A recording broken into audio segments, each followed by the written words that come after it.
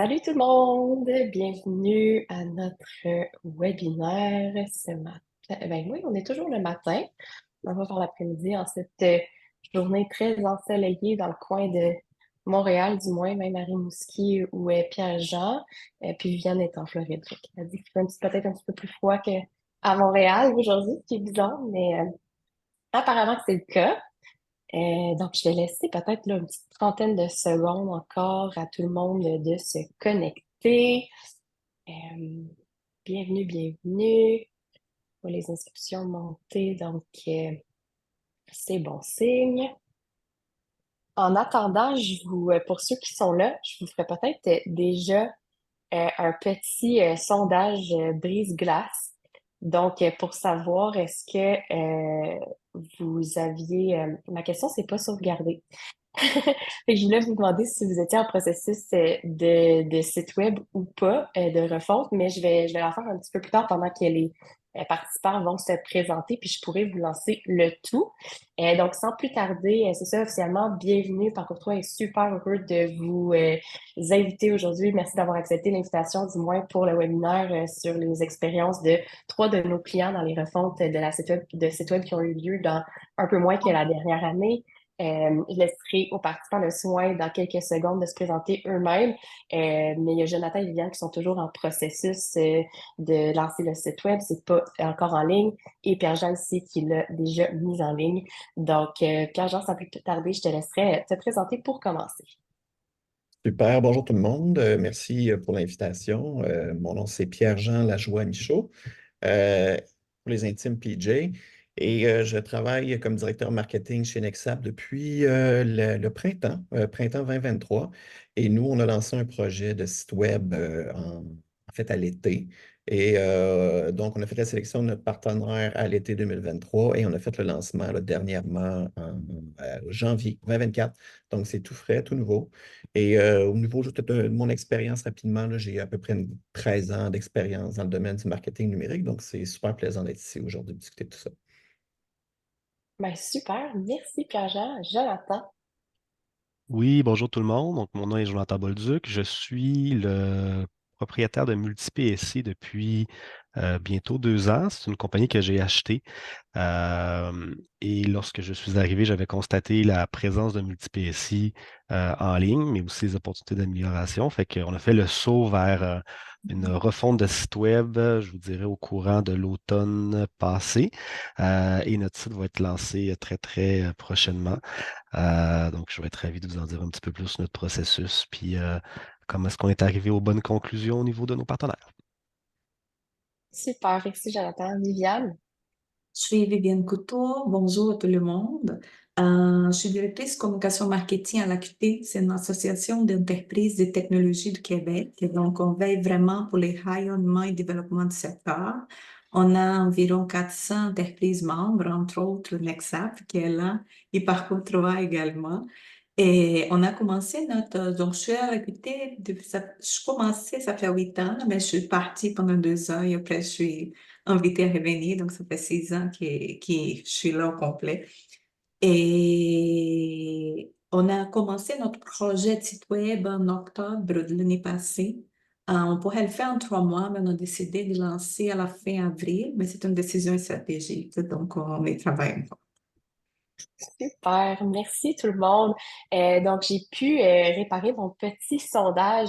Je lance sans plus tarder. Donc, est-ce que vous songez à une refonte dans la prochaine année? C'est confidentiel, là, c'est pas dans le but là, de vous solliciter par la suite. C'est vraiment plus par curiosité de savoir votre intérêt à participer aujourd'hui au panel. J'en profite pendant que vous répondez pour vous dire que, évidemment, on a des questions de préparer aujourd'hui. Par contre, n'hésitez surtout pas à utiliser le chat. Si vous avez des questions à poser, soit en général ou à un panéliste en particulier pour réagir, rebondir sur ce qu'ils disent, on essaiera aussi de se réserver du temps à la fin s'il y en a qui préfèrent attendre à la fin pour poser des questions. Mais sinon, vraiment, hésitez vraiment, vraiment, surtout pas. Je sais que des fois, les gens sont gênés, mais ça nous fait plaisir de pouvoir intégrer vos propres questions. Après tout, c'est vraiment important. Vous êtes là aujourd'hui pour une raison, puis vous avez peut-être des questions là, auxquelles on n'avait pas pensé d'avance. Donc, je vais mettre fin au sondage. Je pense que tout le monde a pas mal terminé de répondre. Donc, on a à 41% des gens qui songent à une refonte dans la prochaine année quand même. À 6% non. Oui, mais à plus moyen terme, à 12%. Puis, je suis simplement curieux ou curieuse à 41% aussi. Donc, on a vraiment là, une proportion égale de gens qui songent à une refonte puis de curieux aujourd'hui. Donc, c'est parfait.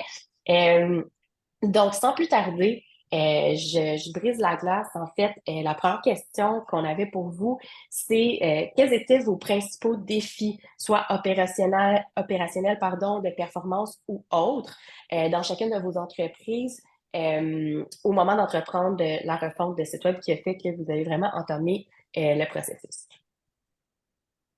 Ben, Je peux commencer là. On n'avait pas, on avait quand même passé à travers un peu la performance en tant que telle du site web et ça fonctionnait. On utilisait Google PageSpeed, on utilisait GTmetrix.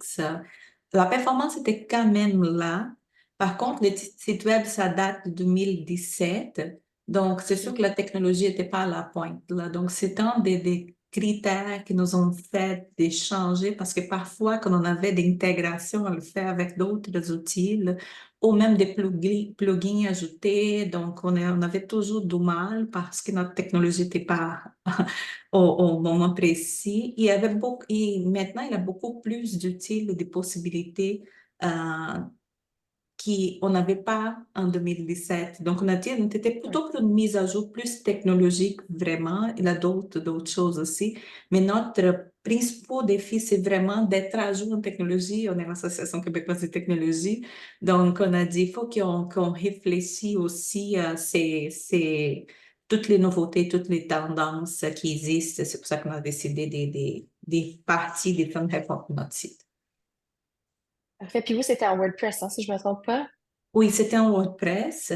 C'était quand même sur mesure. Là, il y a plusieurs pages qui sont sur mesure. C'est pas juste une thématique en tant que telle. Oui, on a un thème, mais on a plusieurs pages sur mesure aussi et qu'on va aussi garder des pages sur mesure également sur les nouveaux sites qu'on va pouvoir discuter un peu plus tard. Parfait. Ben, merci, Viviane. Je pense que Pierre-Jean, tu avais quelque chose à oui. ajouter. Ben, écoute, chez Nexap, la raison pour laquelle, la raison opérationnelle, c'était pour donner un petit peu plus de pouvoir, entre guillemets, au marketing, dans le but d'aller plus rapidement et d'aller plus loin. L'ancien site qu'on avait, il avait été développé là, probablement à l'ancienne, là, il n'y avait pas de CMS. Chaque fois qu'on voulait faire un changement sur le site web, ne serait-ce que d'ajouter une virgule, il fallait passer par des développeurs, ce qui fait que c'était compliqué de faire des changements. C'était difficile pour nous de faire des tests pour voir qu'est-ce qui convertit le mieux, qu'est-ce qui attire le plus le monde. Puis il n'y avait pas d'intégration facile à faire avec un outil de marketing comme HubSpot. Donc, c'est vraiment le but, c'était de réduire la dépendance envers les développeurs, parce que ça finit par coûter cher, versus donner le pouvoir aux équipes marketing. Mais aussi, c'était vraiment de sauver du temps. C'était un coup d'opportunité. On n'arrivait pas à déployer nos stratégies assez rapidement, donc on voulait plus d'agilité. C'est pour ça qu'on est allé vers une plateforme comme HubSpot. Super. Puis, effectivement, là, vous avez tous choisi là, la même technologie en HubSpot. Il y avait beaucoup de défis d'autonomie. C'est ce qu'on entend vraiment énormément aussi chez nos clients. Et on pourra en reparler. Je ne veux pas trop se couper. Pierre-Jean, vous aviez aussi un exercice d'image de marque parce que votre site était déjà Ouais. visuellement quand même assez agréable. Et donc, on pourra en parler aussi là, de ça un peu plus tard, comment, malgré un visuel qui peut être intéressant, des fois, on veut aussi remanier le tout là, pour augmenter l'expérience utilisateur. Jonathan, je ne sais pas si tu voulais te Ouais. prononcer là-dessus ou si tu préfères que je passe à l'autre question. Ben non, je veux juste dire, moi on avait un peu les mêmes défis que Pierre-Jean, là, donner de l'autonomie à l'équipe marketing. Nous, le problème qu'on avait, c'était que le site Internet avait été développé il n'y a pas si longtemps que ça. Puis nos clients l'utilisent vraiment. Tu sais, comme les gens, ils vont beaucoup sur notre site Internet. Euh, Puis il est moche, il est vraiment affreux. Tu sais, comme il n'est pas affreux, mais il était laid. Puis le plus gros problème opérationnel qu'on avait, c'était que le fournisseur ne répondait plus. Tu sais. Donc, même si on veut faire n'importe quel changement, le groupe qui l'a développé un peu sur une plateforme custom répondait juste pas à nos courriels. Fait que ce qui était devenu un enjeu opérationnel devenait aussi un enjeu stratégique parce qu'à partir qu'on voulait développer des nouveaux produits, faire une acquisition, communiquer une nouvelle chose à nos clients, c'était rendu impossible. Fait que c'est pour ça qu'on a fait la décision de changer.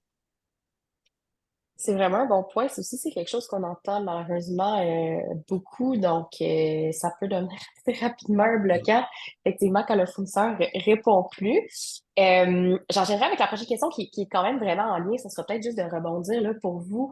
Mais au niveau des objectifs, c'était quoi là, en entamant le projet pour chacune de vos entreprises? Je peux peut-être commencer. Nous, ben, c'est ça. Au-delà de l'opérationnel, on allait à travers un exercice de repositionnement ou de refonte d'image de marque. On avait, comme tu avais dit, un site qui paraissait bien, mais qui ne correspondait plus à l'entreprise qu'on était devenu. Nexap va avoir 10 ans bientôt, donc on a une équipe solide avec beaucoup d'expertise. On voulait que ça se reflète. Donc, on a un travail qui avait été fait en agence, à l'externe, puis qu'on a contacté Parcours 3. Ce travail visuel était déjà fait. Il restait à le décliner sous forme d'un site web. Comme j'ai dit, il y avait aussi le besoin de gagner de l'autonomie, mais je ne retournerai pas là-dessus. Mais il y avait aussi une question de positionnement dans les moteurs de recherche. Moi, je crois beaucoup. Dans mon passé, j'ai eu quand même du succès grâce à ça. Et la façon dont c'est structuré, l'arborescence du site web, les contenus du site web auparavant ne permettaient pas de se positionner sur des expressions clés. Donc, on a fait vraiment une réflexion puis une analyse de la compétition, comment ils se positionnent, sur quel terme il se positionne, et ça a influencé l'arborescence qu'on a choisie. Parcours 3 nous a aidé avec ça. Évidemment, il n'y a pas de baguette magique. Ce n'est pas parce que tu lances un nouveau site web que tu vas apparaître en haut des moteurs de recherche dès le départ. Mais du moins, on voulait une arborescence qui allait permettre de développer notre positionnement dans les moteurs de recherche, mais aussi de se positionner dès le départ là, sur des mots-clés qui sont clés pour nous. Super. Et nous, on a maintenant un site web qui est fait avec WordPress et qui répond quand même à nos besoins encore. On est bien là dans les moteurs de recherche, on a toute l'autonomie qu'il faut pour notre équipe marketing.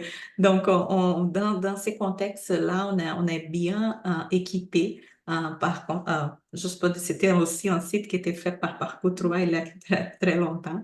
Et par contre, ce qu'on voulait, c'est vraiment, comme je disais avant, d'avoir plus d'outils qu'on n'était pas capable, qui n'existaient même pas avant. Donc, toute une personnalisation de contenu qu'on est capable de le faire avec HubSpot. Toute une partie des parcours clients aussi, où l'amener à partir d'où, à partir des choses qu'ils ont déjà visitées, à partir de ce qu'on connaît de ces clients-là. Donc, c'est une chose qu'on a décidé aussi.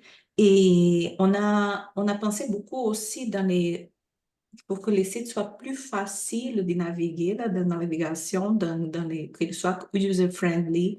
Et donc, tous les tests qu'on devrait le faire, faut penser toujours à une personne qui ne connaît pas ton site. Si tu lui demandes de chercher quelque chose, il faut qu'elle le cherche en maximum dans 3 clics.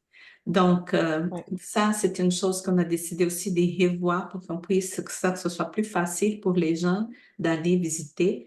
Et pour qu'on, comme je disais, qu'on puisse avoir des choses qu'on n'était pas capable d'avoir dans une technologie plus ancienne. Donc, toute la partie de personnalisation de contenu, des contenus interactifs aussi, et profiter là pour que ce soit un peu plus moderne aussi, plus éclairé, plus minimaliste, avec des couleurs qu'on n'utilisait pas avant, qui maintenant sont plus utilisées dans les sites web.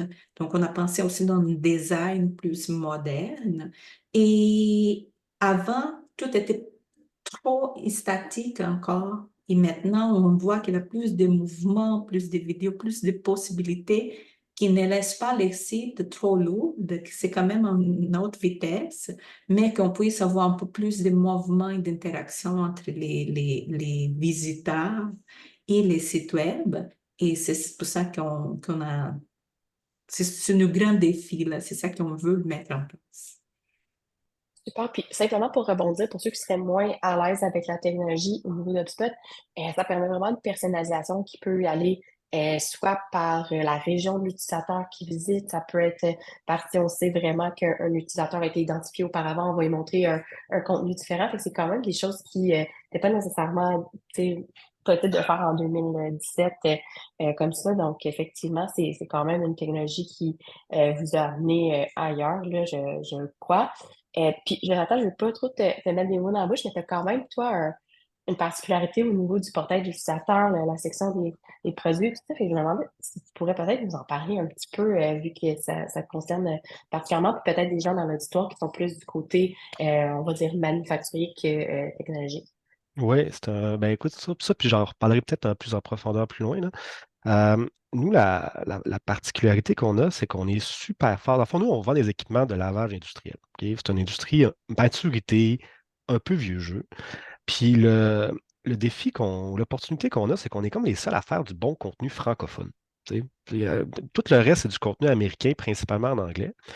Puis en même temps, on a un catalogue de produits que les gens vont magasiner dessus pour s'auto-réparer ou pour trouver des vieux équipements, ou etc., qui est vraiment utilisé.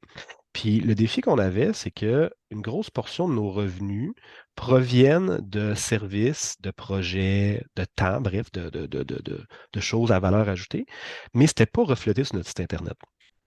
Parce que notre site Internet était uniquement ou presque uniquement un catalogue de produits.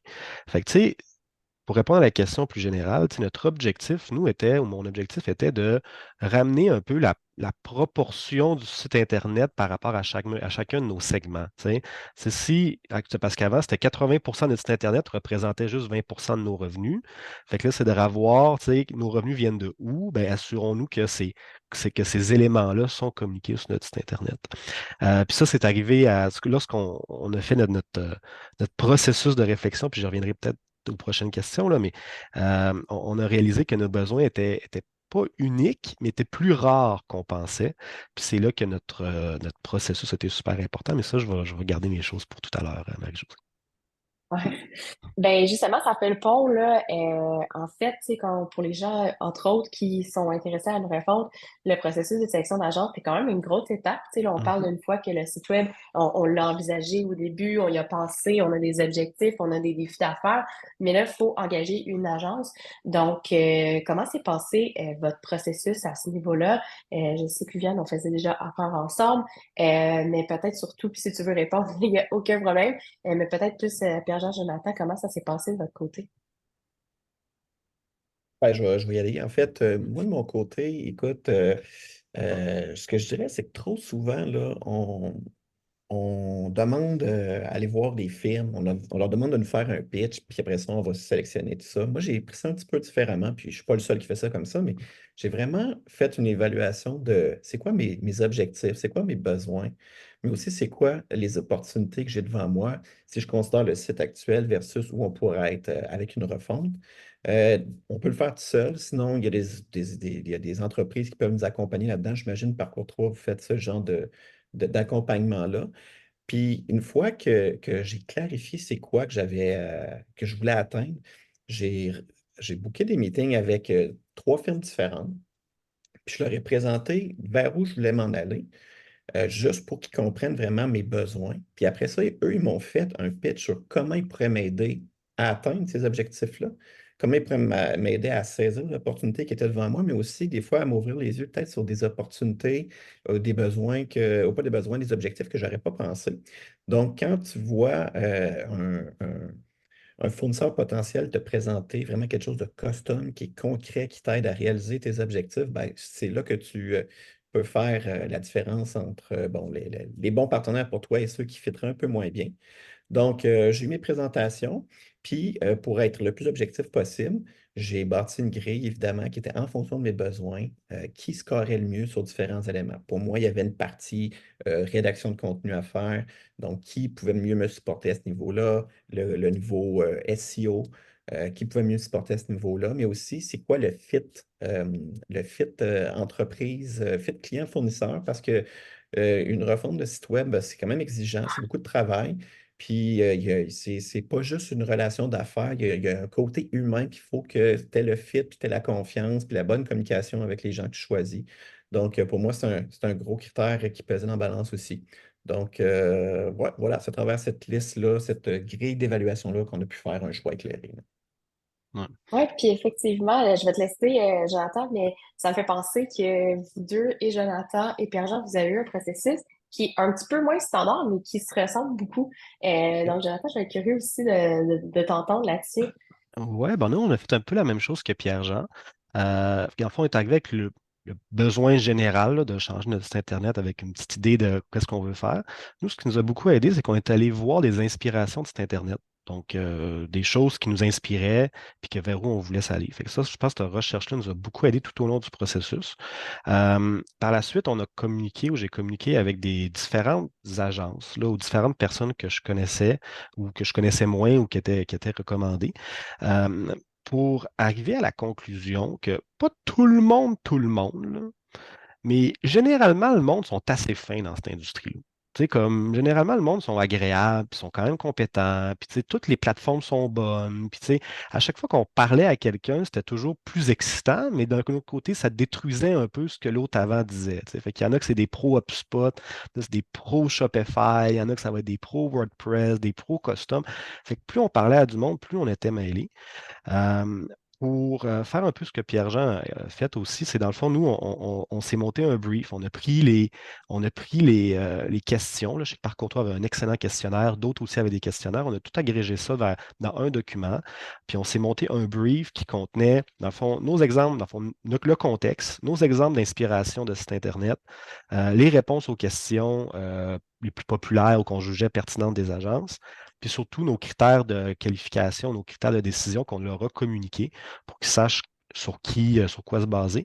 Puis nos critères étaient quand même relativement simples. C'était la plateforme, dans le fond, la technologie, le partenaire, le design du site Internet, dans le fond, qu'est-ce qu'elle aime nous proposer comme design, puis l'expérience passée. Parce qu'on voulait qu'ils soient capables de démontrer leur expérience et non pas juste se fier sur les bons mots de gens fins et agréables. Fait qu'on a envoyé le brief, tout le temps, on peut parler à 5 à 7 personnes. On a envoyé le brief à trois personnes pour qui on avait un fit avec qui travailler. Puis, pour vrai, les conclusions sont venues un peu par elles-mêmes, là, de savoir, tu sais, tout a convergé vers le choix de un partenaire, puis finalement deux plateformes, qui était, je pense, un choix assez unique dans notre cas. Mais ouais, au niveau du processus, monter le brief, pour nous, est quelque chose qui nous a beaucoup aidé. Est-ce que ça a été, j'ai oublié de vous demander, mais dans un cas comme dans l'autre, assez long, là, le pré-processus, si je peux le dire? Plus que je pensais, honnêtement. Tu sais, OK? ouais, plus que je pensais. Puis c'est comme, tu sais, rencontrer les gens. Ça, c'est comme la préparation. Puis là, après ça, il y a comme tout le debrief après. Tu sais, c'est comme là, tu penses à ça, là, c'est excitant, là, ils te parlent de quoi. Tu sais, c'est comme tout ça. Puis après ça, être capable de mettre ça en mots. Mais sans blague, je pense que c'est du temps qu'on sauve plus tard dans l'analyse. Dans le sens que, comme Pierre-Jean a dû le vivre aussi, là, tu sais, quand nos besoins sont clairs, quand les critères sont clairs, après, au lieu d'être tout mêlés plus tard, ben, tu sais, au moins, là, tu sais, on a notre roadmap puis on sait vers où aller. Puis ça, moi, personnellement, je le recommanderais fortement à tout le monde, là. De mon côté, ben, c'est quand même un travail de quelques semaines, moi, étant donné que c'était aussi un nouveau défi, un nouvel job dans ma carrière. J'avais à me familiariser avec la business aussi, qu'est-ce qu'elle fait, comment elle souhaite se positionner, comment elle veut être perçue dans le marché par les clients. Donc, ça, c'est la partie qui était un peu plus longue pour moi, d'assimiler toute l'information sur l'entreprise à l'interne. Mais au niveau, tu sais, il y a les réflexes marketing, l'expérience que j'étais capable d'arriver puis de regarder un site web, de l'analyser puis de dire, OK, je remarque que telle chose-ci marche, telle autre chose ne marche pas. Donc, tu sais, c'est un travail de quelques semaines, je dirais, mais comme Jonathan disait, c'est un travail qui est tellement nécessaire. Tu sais, ça accélère les choses par la suite, puis ça permet de s'assurer que tout le monde travaille vers le même objectif, puis ça amène de la clarté un peu là, dans tout ce qu'on fait. Mais Pierre-Jean a mentionné quelque chose que je pense que c'est très important là, parce que les business sont différentes. Donc, je peux penser peut-être quelque chose qui ça répond aux besoins d'un genre de business, ça répond pas aux besoins d'autres. Donc, c'est pour ça que c'est très important aussi d'avoir ce genre d'analyse et d'être accompagné par une agence qui comprend les sujets, qui peut vraiment t'aider à choisir les mieux, là, parce que parfois, les mieux pour une, c'est pas les mieux pour l'autre. Ouais, effectivement. C'est vrai. Puis, c'est une question qui était non prévue, mais tu sais, ça m'amuse parce que vous dites aussi en même temps, je veux pas. Puis par rapport, je pense qu'il y a beaucoup de gens qui se demandent ça, peut-être qu'ils n'ont jamais fait un processus, ils ont fait un processus avec une autre agence il y a longtemps. Au niveau du temps que ça vous prend, tu sais, est-ce que c'était autant de temps que vous pensiez, plus ou moins de temps? Peut-être vous entendre là-dessus, je serais vraiment curieuse là, par rapport à comment vous évaluez le temps de votre semaine ou quoi que ce soit que vous avez mis durant le processus. Puis si ça l'a changé, tu sais, au début, il y a souvent les processus d'approbation qui sont un peu plus loin, puis après, quand on entre en programmation, il y a un peu moins d'interaction. Fait que, encore une fois, je serais très curieuse de vous entendre là-dessus. Ben, de mon côté, je dirais que c'est quand même, on ne se le cachera pas, là, se lancer dans un projet comme ça, c'est assez exigeant. Là. Si on pense que ça va se faire tout seul parce qu'on travaille à l'externe, avec un fournisseur externe, tu sais, c'est pas vrai. Il faut quand même s'impliquer. Ça dépend toujours aussi de l'ampleur du mandat. Si on a un site web à 3 pages, c'est une chose. Si on a un site web à 40 pages, c'en est une autre chose.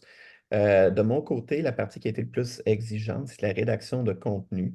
S'assurer que les contenus reflétaient bien ce qu'on voulait communiquer, qui était aussi dans un domaine là, bon, de technologie, donc au marketing. Oui, on a une compréhension, mais on l'exprime pas nécessairement du premier coup, toujours de la bonne façon. Fait qu'il y avait beaucoup de validation à faire avec des gens à l'interne.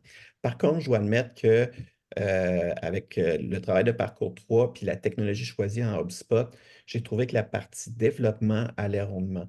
J'ai utilisé d'autres CMS dans le passé, des Drupal, des Umbraco, puis ça prenait quand même du temps à développer quelque chose. J'ai l'impression qu'avec HubSpot, puis, tu sais, Marie-Josée, tu es peut-être mieux placée que moi pour l'expliquer, là, mais il y a quelque chose qui fait que les modules qui sont développés se font plus rapidement, j'ai l'impression, que dans d'autres CMS. Là. Oui, ben effectivement, je peux peut-être juste prendre un petit instant là-dessus pour dire que tout ce qui est développé là, peut être en quelque sorte réutilisé sans dire qu'on va copier. Mais par exemple, un bouton qui existe déjà d'appel à l'action qui peut être repersonnalisé aux couleurs de l'entreprise, si c'est vert versus la putée, c'est bleu, etc. Mais on n'a pas besoin de tout le temps réinventer la roue. Puis il y a aussi un système d'un peu drag and drop là, pour le contenu qui vient aussi faciliter une fois que tout a été inventé en arrière-plan par les développeurs qui peut permettre de mettre les blocs ensemble d'une manière assez intuitive. Là. Donc oui, effectivement, ça vient aider le tout. Ça vient réduire le risque autant pour le client que chez Parcours 3. Donc, il y a vraiment beaucoup d'avantages à ce niveau-là. Puis c'est ça, en gros là, un des avantages un peu de HubSpot comme CMS. Sinon, Jonathan, je pense que tu avais quelque chose à dire. Oui, tu sais, moi, j'étais beaucoup impliqué au niveau de la sélection. Puis, tu Ouais, sais, c'est quand même, tu sais, c'est une grosse, tu sais, quand on y pense, c'est une grosse décision. Tu sais, c'est ouais, comme, les gens, je pense, sous-estiment des fois l'importance qu'un site Internet a. Ah, mais tu sais, c'est le principal, en tout cas, pour nous, c'est le principal outil de go-to-market, outil de communication avec nos clients. Puis, tu sais, faire un bon choix de plateforme, puis une bonne sélection de partenaires peut faire le succès puis l'échec d'une entreprise, là, tu sais, dans le monde qu'on vit maintenant, en tout cas, à mon avis. Fait que ça a été quand même time consuming, mais fort agréable. C'était vraiment le fun. Puis après ça, chez nous, j'ai un collègue, Olivier, qui lui qui s'est occupé de tout, dans le fond, avec qui on a fait de la sélection à deux, puis qui s'est occupé de toute de la mise en place. Puis ça aussi, tu sais, je suis d'accord avec Pierre-Jean, là, c'est ne pas prendre à la légère, là, c'est pas plug and play, dépendamment de l'envergure du site, ça peut prendre beaucoup de temps. Nous, en plus de ça, on s'est retrouvé à créer deux sites Internet, un avec HubSpot comme front pour tout ce qui est contenu, puis on a demandé à Parcours qui ont été extrêmement collaboratifs là-dessus d'intégrer une plateforme qui s'appelle Devar pour la portion e-commerce. Euh, Puis pour vrai, Oli, ça fait au moins 30% de son temps qui passe depuis 3 mois là-dessus. Là. ok, Fait que c'est pas tant pour la portion parcours HubSpot que pour la portion aussi e-commerce. Fait que tu sais, c'est pas un projet à prendre à la légère, là, tu sais, dépendamment aussi l'envergure du site Internet. Là. Effectivement. Puis, Viviane, je sais que vous en faites quand même une portion avec un de tes collègues à l'interne. Ouais. Ça peut Nous, nous arriver des fois là, que les gens vont, c'est des connaissances dans l'équipe ou quoi que ce soit, vont prendre une partie. Donc, comment ça se passe à ce niveau-là? oui, nous, on est un cas très particulier. On est un organisme avec plus de 35 ans d'existence. Donc, on a comme plus de 30 000 pages sur le site. Donc, il faudrait, la première chose, c'est de décider qu'est-ce qu'on ne garde pas, donc, Ouais, aussi. Et aussi, comme on a une collaboration, ça fait longtemps avec Parcours 3. On a décidé aussi de prendre certaines choses à l'interne, certains genres de développement et montage aussi, parce qu'on a un développeur web, donc Parcours 3, il fait toute la base et après on continue, je peux dire comme ça. Donc, on est vraiment quelqu'un, depuis quelques semaines, comme à 20 heures par semaine qui travaille, mais c'est vraiment un cas OK. très particulier. Parce que Ouais. ben, c'est une décision institutionnelle aussi, là, on a décidé de faire comme ça. Effectivement. C'est plutôt rare, mais c'est quelque chose qui peut arriver. On est quand même assez flexible dépendant des besoins des clients, soit à cause que justement il y a les connaissances à l'interne, à cause de questions de budget, peu importe. Donc, c'est important, peu importe l'agence que vous allez sélectionner, si je peux donner un conseil aux gens là, d'être vraiment spécifique dès le début avec vos besoins. Puis je pense qu'il y a plusieurs agences qui peuvent être accommodantes. Donc, c'est un vraiment bon point que tu amènes, Viviane. Puis pour répondre sur quelque chose que vous avez dites, Pierre-Jean, quand tu parlais de contenu, puis tu l'as un peu mentionné aussi, Viviane, c'est quand même un travail en amont là, de sectionner qu'est-ce qu'on garde pas. Puis c'est pas si facile que ça pour l'agence, là, même si on a des rédacteurs à l'interne, des gens en copywriting, il n'y a personne qui connaît aussi bien votre industrie, votre business que vous. De l'autre côté, des fois, c'est le temps qui manque. Fait que c'est de vraiment faire la balance là-dedans. Encore une fois, on l'entend souvent. Puis le travail de collaboration, général, j'espère qu'un peu plus tard, tu pourras le mentionner parce que ça aussi, c'est quelque chose qu'on vit, que ce soit avec une agence de design qui collabore, que dans le cas de Nexas, je ne veux pas dire n'importe quoi, je n'étais pas là dans le processus au complet. Je pense qu'on a eu moins besoin d'être directement en lien avec, mais c'est quelque chose, encore une fois, qui peut être fait. Barrez-vous pas si vous avez un processus de scope qui s'en vient. Les agences sont souvent réellement enclines à venir collaborer avec des gens de l'externe, comme on l'a fait dans le cas de MultiPSI avec Divor. Euh, alors voilà, je voulais juste faire cette petite nuance. Euh, Puis sinon, on l'a touché quand même avec la sélection d'agence, vos objectifs. Si vous avez l'impression de trop vous répéter, je peux passer à une autre question, mais est-ce qu'il y avait des critères de succès que vous aviez identifiés vraiment en amont qui étaient des incontournables là, pour vous, que vous disiez, il faut atteindre ça pour que le projet de réforme de site web soit un succès? Qui a peut-être pas déjà été dit ou si c'est en ligne, là, c'est correct aussi. De mon côté, je vais y aller brièvement Ouais, pour ne pas me répéter. Il y avait l'idée de la performance du site web. Dans mon passé, c'est une problématique qu'on a déjà eue dans d'autres projets, d'avoir un site web qui est à une vitesse intéressante. D'un, parce que pour l'utilisateur, c'est essentiel, évidemment, mais c'est aussi un critère qui est considéré par Google dans son référencement. Si le site web est lent, bien évidemment, il va être à valeur égale, il va être moins bien référencé. Donc, je dirais là, la vitesse du site web, c'est une chose. Puis le deuxième élément, c'était aussi comment le site web, comment les moteurs de recherche allaient réagir une fois qu'on lancerait le nouveau site web. L'indexation, tout ça. Est-ce que les pages allaient bien sortir comme on le prévoyait? Donc, je dirais que ça, c'est les deux principaux éléments que je considérais.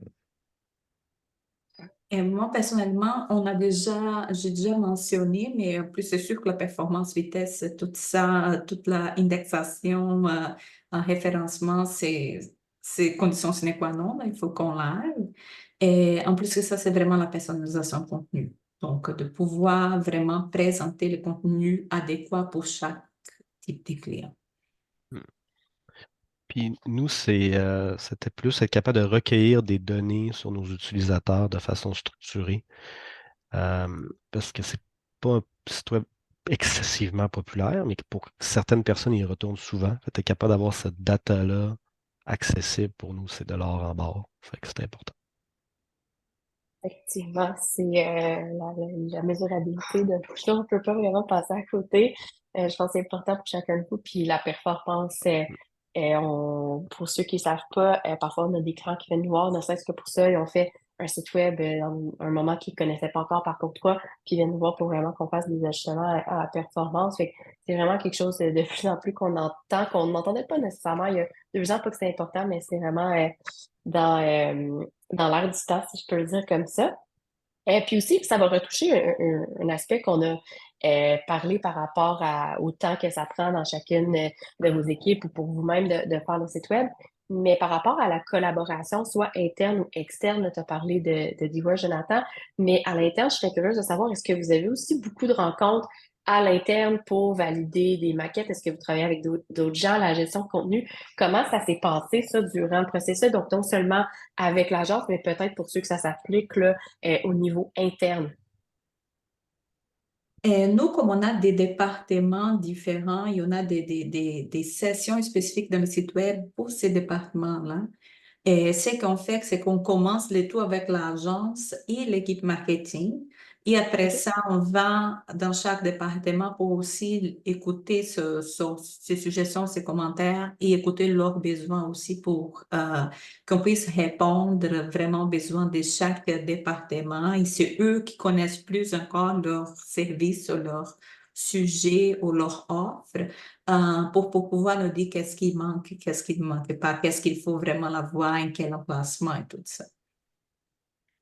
Effectivement, c'est des choses qu'on peut peut-être sous-estimer au début, mais chacun a son mot à dire là, quand on est dans un processus de site web.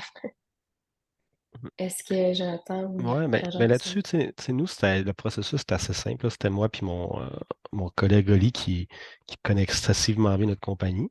Mais tu sais, beaucoup de choses étaient basées sur le fait que HubSpot est une plateforme qui nous permet de faire des ajustements dans le futur. Fait que, tu sais, il y a Ouais. certaines choses pour nous qui étaient techniquement un petit peu plus, tu sais, le header puis le footer, tu sais, qui étaient un petit peu plus statiques parce qu'il faut qu'on coordonne deux entreprises ensemble. Mais tu sais, tout le reste est modifiable en quelques clics, tu sais. Fait que toutes les décisions qu'on prend, on n'a pas besoin en tout cas, dans ma tête, c'était pas, faut pas à l'époque, il fallait que ce soit acceptable, fait que ce soit bon, tu sais, que ce soit probablement la bonne décision au moment précis, mais tu sais, si on veut changer de quoi que ce soit, 2 mois ou une semaine ou n'importe quel moment, ben c'est hyper facile. Fait qu'on n'avait pas besoin non plus, comme probablement dans le passé, de prendre des décisions énormes par rapport à on met le contenu où, parce que avant, il fallait que ça reste à la même place, là, versus qu'en le changeant, ben, ça nous donne beaucoup de capacité d'itération. Fait que pour nous, ça a beaucoup simplifié tout ce processus-là interne qui était plus let's try something, on va essayer quelque chose, puis après ça, on l'ajustera dans le futur. De Parfait. mon côté, c'est la même chose un peu que Viviane et Jonathan. Là. Tu sais, c'était consulter les bonnes personnes au bon moment dans les différents départements, pour s'assurer que le contenu correspondait bien à ce qu'on voulait véhiculer. Mais tu sais, c'est quelque chose en petite équipe qui permet de prendre des décisions rapidement. Fait que j'avais mon équipe plus design que je pouvais consulter quand j'avais des questions, puis des gens plus de contenu quand j'avais des questions. Fait qu'on prenait des décisions rapidement. De ce côté-là, ça allait rondement, là, tant la gestion de l'équipe à l'interne que même avec Parcours 3.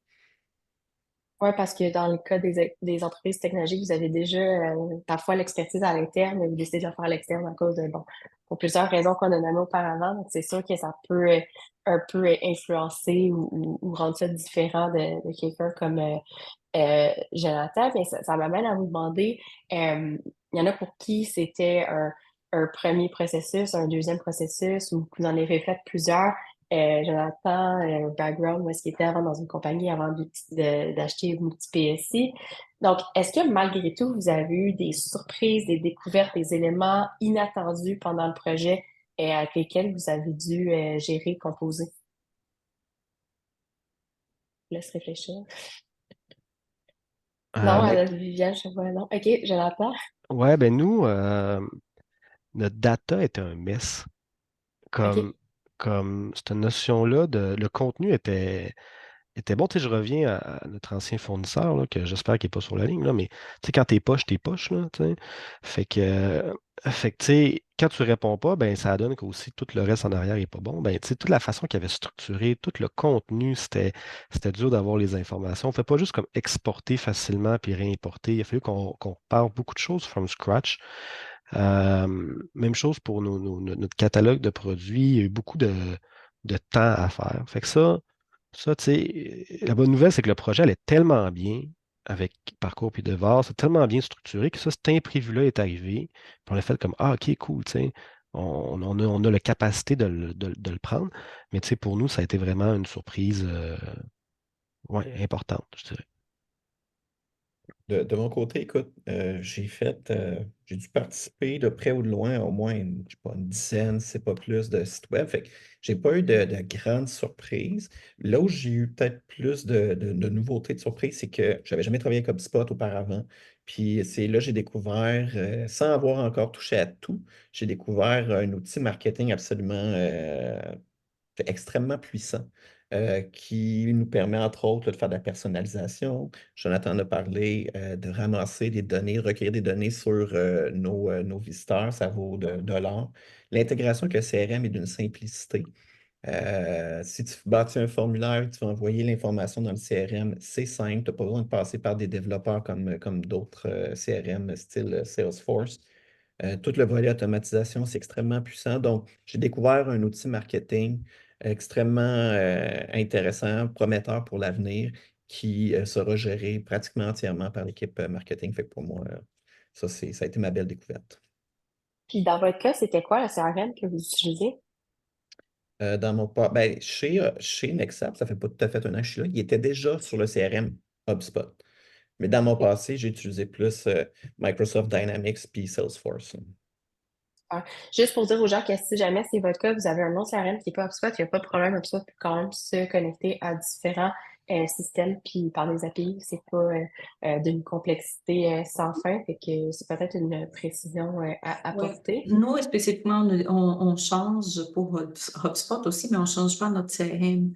Donc, on continue avec notre outil CRM, on continue avec notre outil d'envoi courriel aussi, qui sont des outils offerts par des entreprises québécoises, mais on va changer les CMS. Donc, on est capable d'avoir quand même des intégrations, pas peut-être avec toutes les possibilités, mais au moins les maximums qu'on peut avoir. Absolument.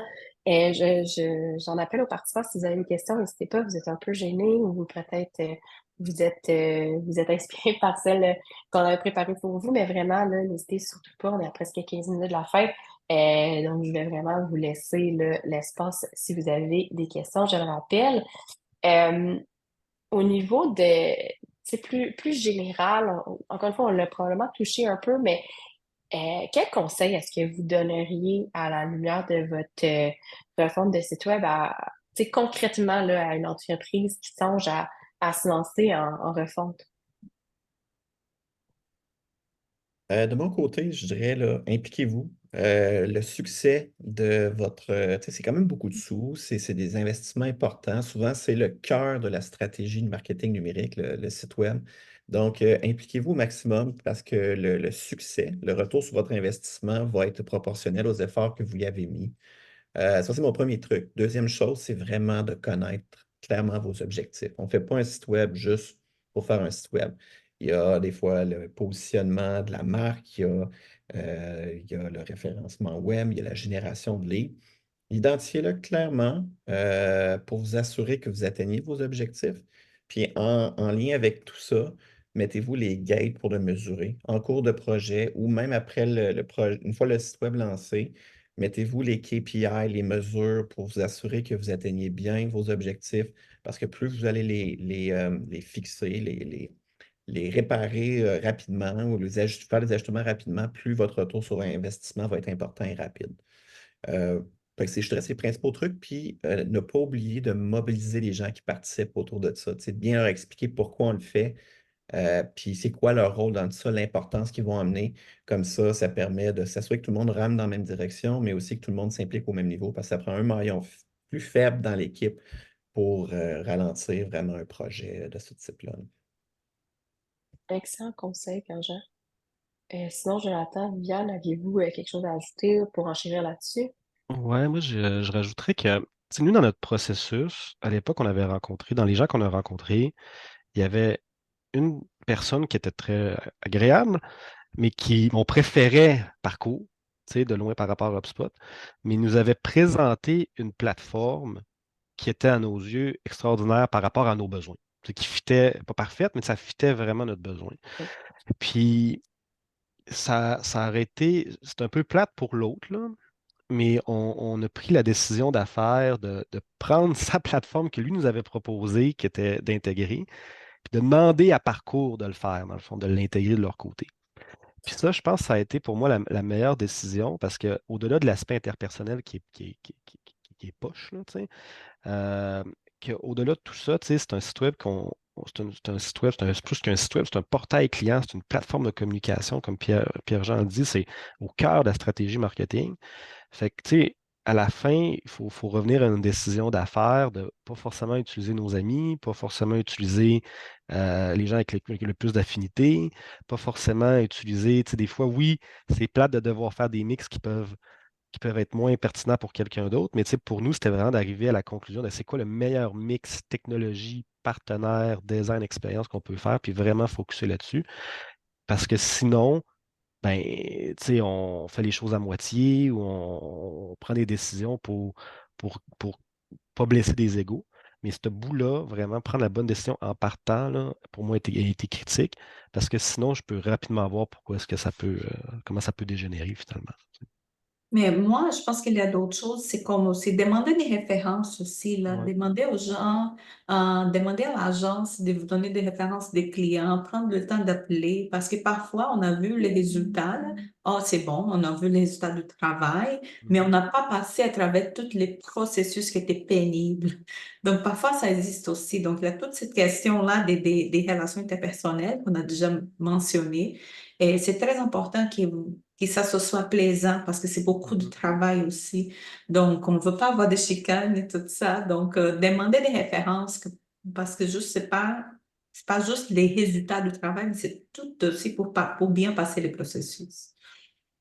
Ouais. C'est un excellent conseil, effectivement, qui recoupe beaucoup de choses que vous avez dit tout au long, d'avoir les objectifs à l'avance, de valider aussi.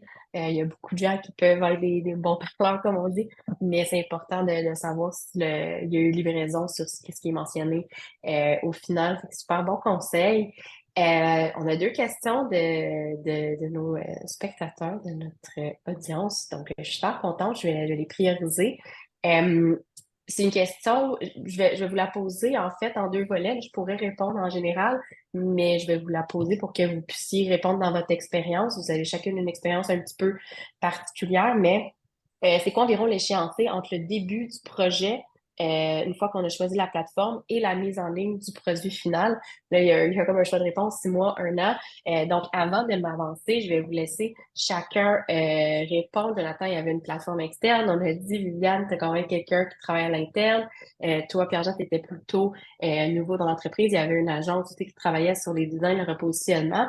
Donc, dans chacun de vos cas, peut-être répondre. Puis comme je vous dis, après, je vais pouvoir mettre mon petit grain de sel. Pierre-Jean? Dans mon cas, l'image de marque était déjà définie. Restait à faire des maquettes schématiques et graphiques, plus le développement.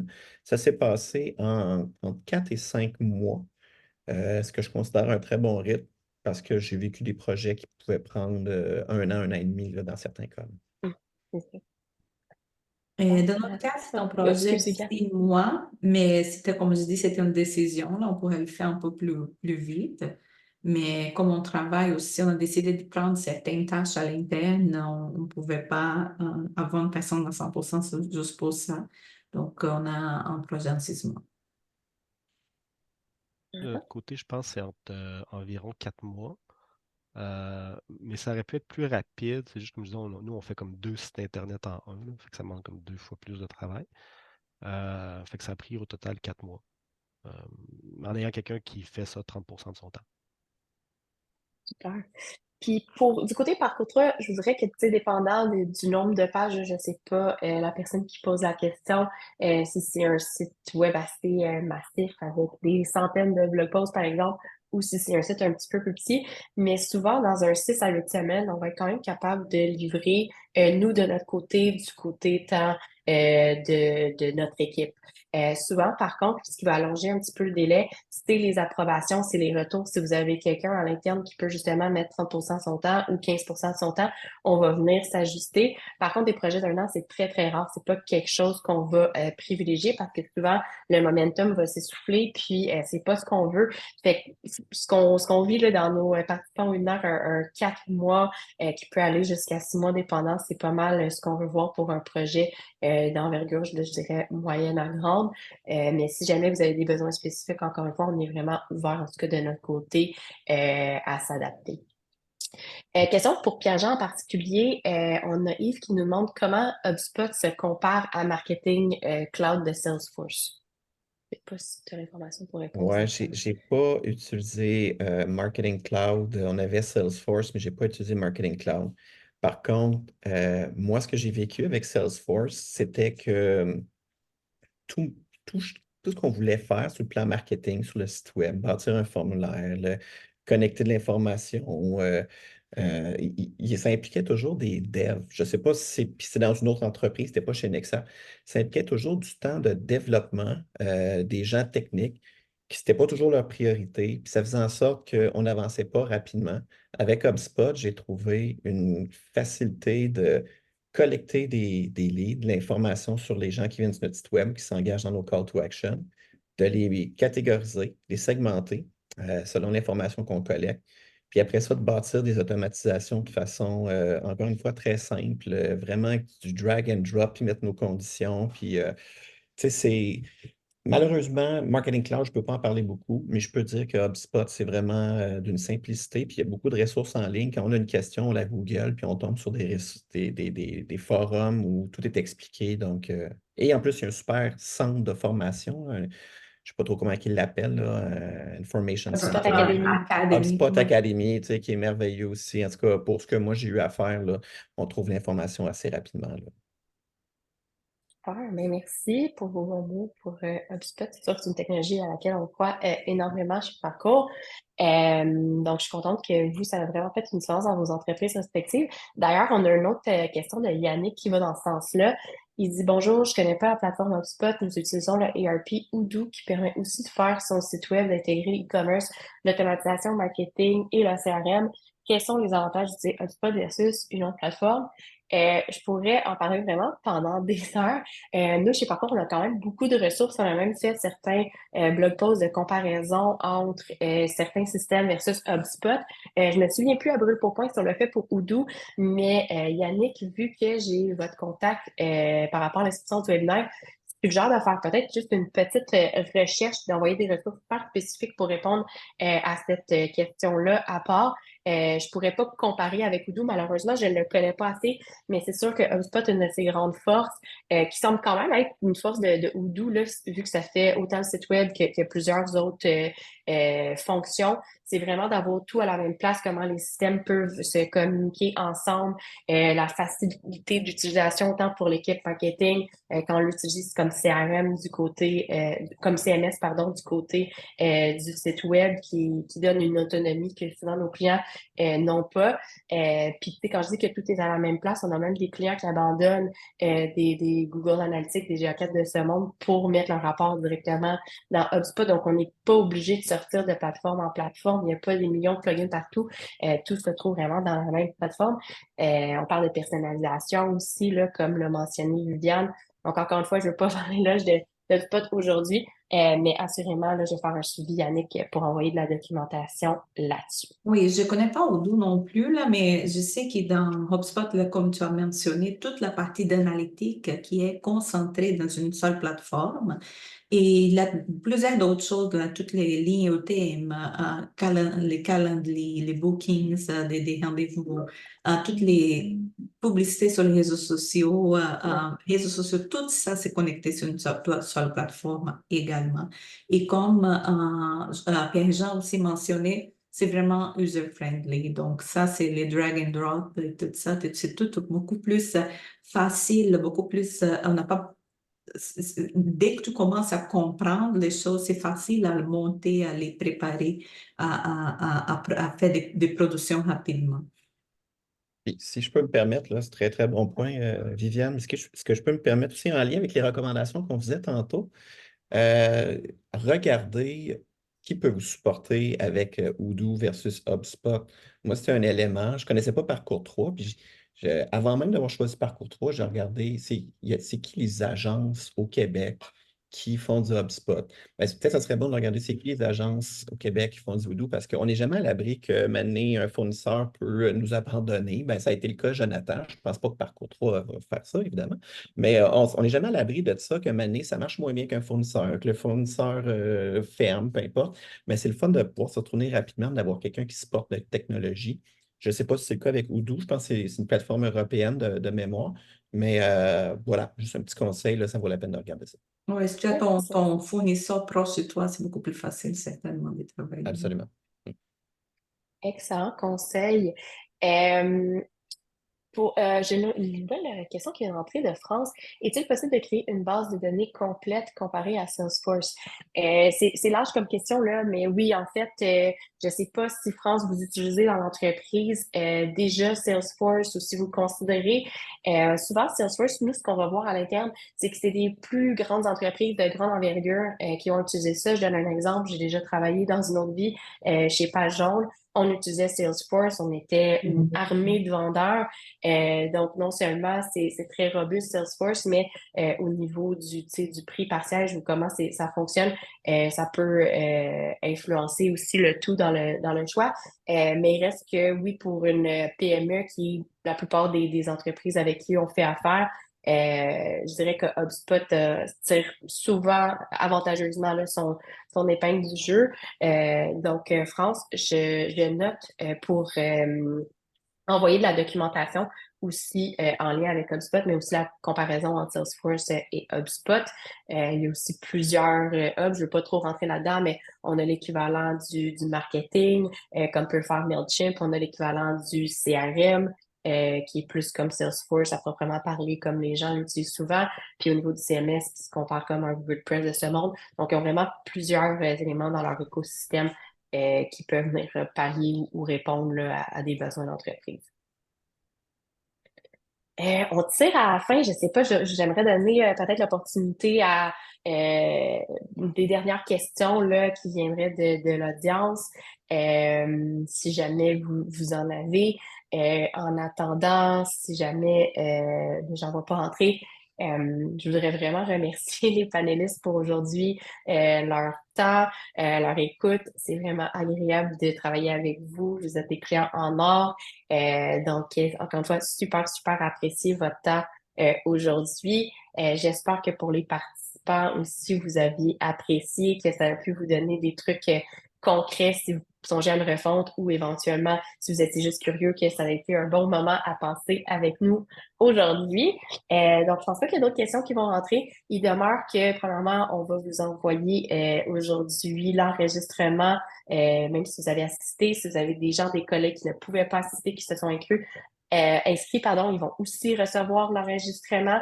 Et vous pouvez noter, là, bien sûr, vous êtes inscrit de notre page d'inscription, les noms de nos panélistes si vous voulez poser des questions, si vous voulez rentrer en contact avec eux. Je suis certaine que ça leur fera plaisir pour leur expérience, pour des références ou quoi que ce soit.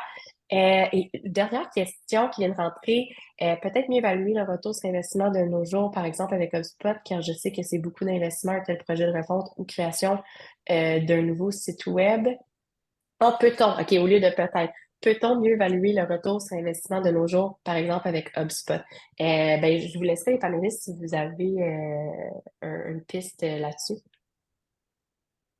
Ben, oui, en fait, ça dépend toujours du type de business, mais comme a mentionné Marie-Josée tantôt, ce qui est le fun, c'est qu'on peut centraliser tout sous HubSpot au niveau des mesures marketing. Tous les résultats de nos campagnes pay-per-click peuvent être centralisés là.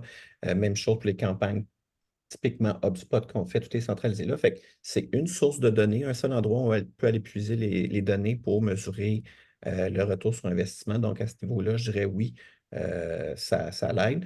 Mais c'est toujours plus simple pour moi de mesurer le retour sur investissement pour une entreprise qui fait de la vente en ligne ou qui génère des leads en ligne puis qui peut mesurer à la fin de l'année, du mois, du trimestre, combien de leads ont été générés, combien de ventes ont été bookées. Mais ça dépend toujours des types d'entreprises. On n'a pas toujours les mêmes objectifs. Effectivement, puis on peut aller loin, là. C'est pas juste, tu sais, le CMS, je dirais, pour le bout de la fin, c'est une chose, mais avec les autres outils, quand même, d'HubSpot, on peut y aller avec ce qu'on appelle le lead scoring, suivre les leads, leur évolution. On a certains de nos clients qu'on aide qui peuvent même savoir que le lead était un inconnu puis qui a progressé à travers le fameux, excusez l'anglicisme, pipeline de vente. Donc, c'est sûr que c'est quelque chose qui aide vraiment à faire le retour sur investissement. Mais des fois, il y a quand même un investissement de temps, soit vous à l'interne, si vous avez une équipe de marketing, ou via une équipe comme Parcours 3, parce qu'on fait des sites web, mais on a aussi une équipe d'accompagnement pour HubSpot qui peut venir vous faire toute la logique d'affaires en arrière, puis vous aider avec la mesure là, de tout ça. Donc, si c'est quelque chose qui vous intéresse, on est toujours ouvert à vous parler évidemment de comment on pourrait vous aider là-dessus.